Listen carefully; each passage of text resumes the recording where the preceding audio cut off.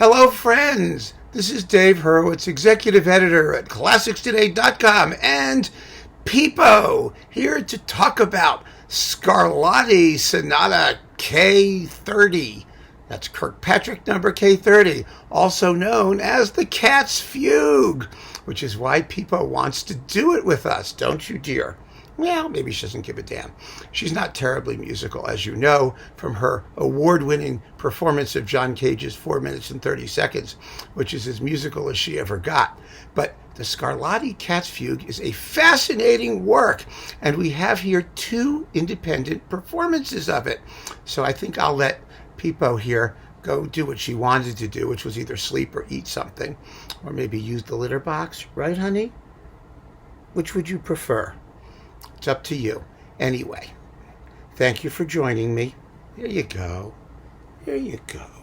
Thank you, dear. Okay. Oh my gosh. One thing about the Scarlatti Cat's Fugue is that it does not leave fur all over you, unlike a real cat. Now, there are not a lot of Scarlatti sonatas that are fugal, that is, that are contrapuntal. It wasn't something he was terribly into. These sonatas are far more improvisatory and fascinatingly permeated with the spirit of Spanish folk music and keyboard virtuosity and interesting harmonies and all kinds of other weird things. But the Cat's Fugue is a contrapuntal masterpiece of its type. Why was it called the Cat's Fugue? Well, the reason is because legend has it, and I'm sure this is apocryphal, that the subject of the fugue, the main theme, was invented by Scarlatti's cat walking across his harpsichord keyboard.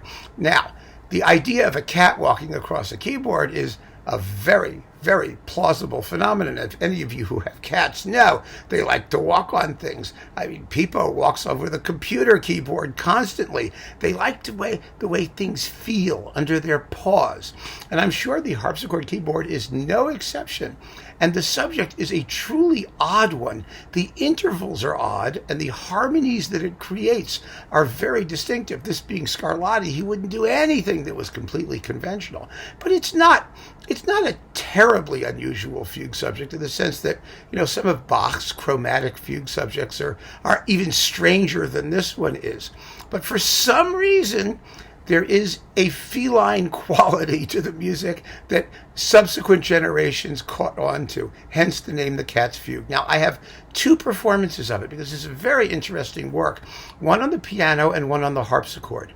And of all the sonatas, these contrapuntal ones work very, very well on both instruments for the very, very simple reason that there's nothing particularly harpsichord-like about a fugue, about counterpoint, about the ability to play counterpoint. The question is, how well do the interpreters adapt the music to whatever instrument they happen to be working with? One of the reasons Bach's music is so fascinating and so revered is because it is so rigorously contrapuntal as its basis that it works well no matter what plays it. Anything can play Bach, and it always seems to work because counterpoint is not sonority based. It's not based on tone color. It's not based on the particular sound of instruments. It's simply based on the expression created by multiple musical voices operating simultaneously.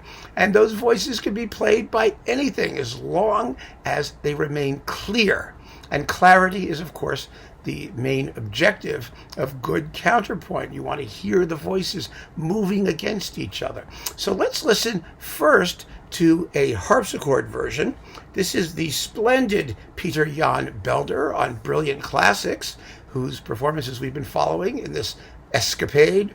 Let's hear him do Scarlatti's Cat's Fugue, which is technically the Sonata in G minor K.30, Kirkpatrick number 30, if you're curious. Here it is.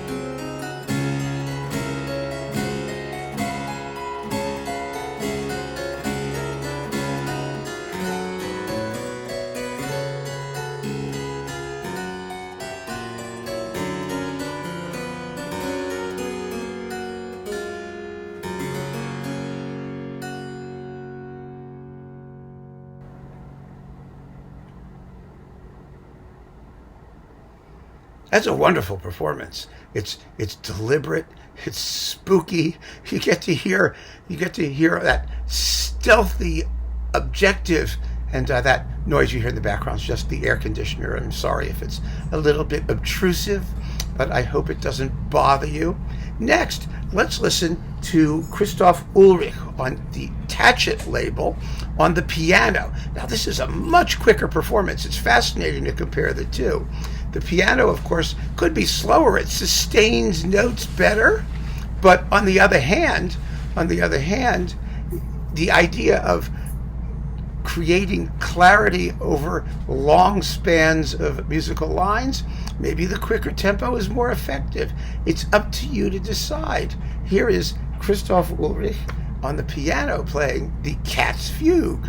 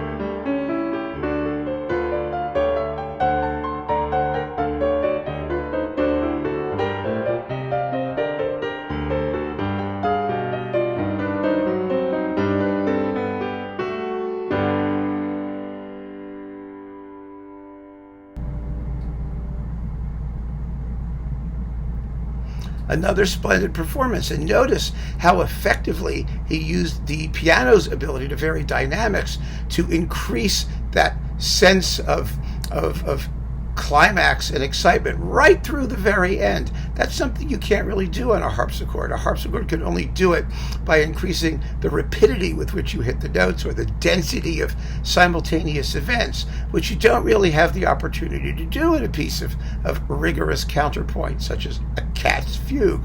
So that is Scarlatti's Sonata K.30. And I hope you found these two performances interesting. There isn't much we need to say about it. You just have to keep on listening. So thank you for joining me, and take care.